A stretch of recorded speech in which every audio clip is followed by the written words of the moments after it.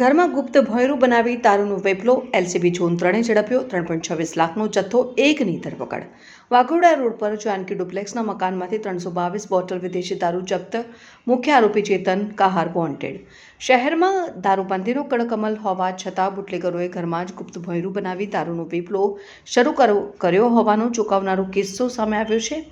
LCB zone 3ની ટીમે બાતમીના આધારે વાઘોડા રોડ પર ડીમાર્ટ પાછળ આવેલી જાનકી ડુપ્લેક્સ સોસાયટીના એક મકાનમાં દરોડા પાડી મોટી સફળતા મેળવી છે।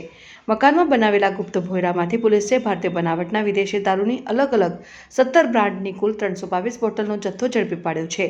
જપ્ત કરાયેલા દારૂની કિંમત ₹3,26,884 આંકવામાં આવી છે અને પોલીસ કાર્યવાહી દરમિયાન આરોપી શૈલેષભાઈ શંકરભાઈ કહાર ઉંમર વર્ષ 48 રહેઠાણ A/11 Janaki duplex society Waghodia રોડને ઘરમાંથી ઝડપી લેવામાં આવ્યો હતો।